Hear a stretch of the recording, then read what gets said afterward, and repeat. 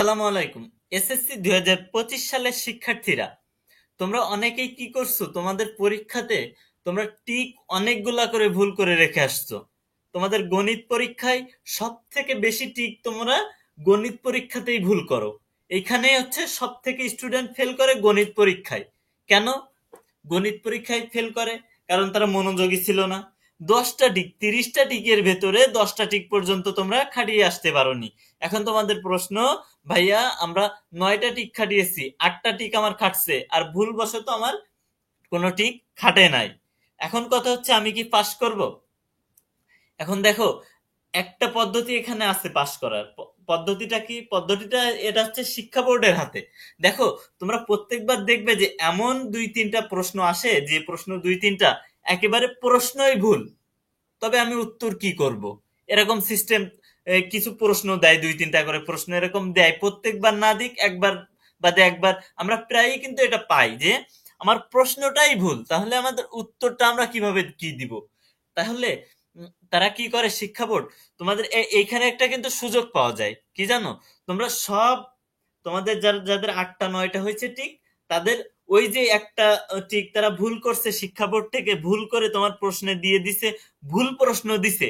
ওই ভুল প্রশ্ন দেওয়ার কারণে কিন্তু ওই 1 মার্ক তোমরা পেয়ে যাও, কারণ এটা সবার জন্য ফিক্সড।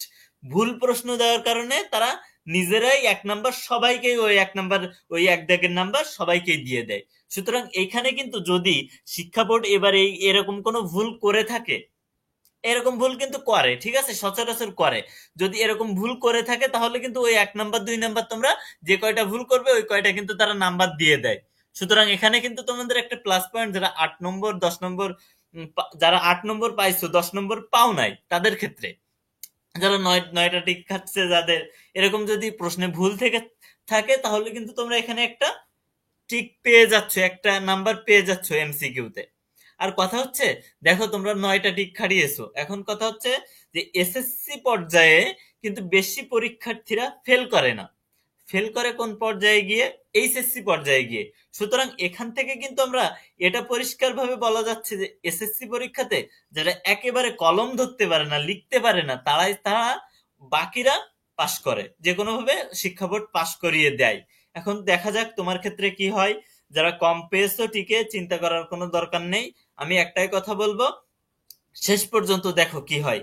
আর যদি ফেল হয়ে যায়, তবে ভুল কোনো সিদ্ধান্ত নিও না, এটাই হচ্ছে কথা। ভুল কোনো সিদ্ধান্ত নেওয়া কিন্তু, একটা ভুল সিদ্ধান্ত সারা জীবনের কান্না।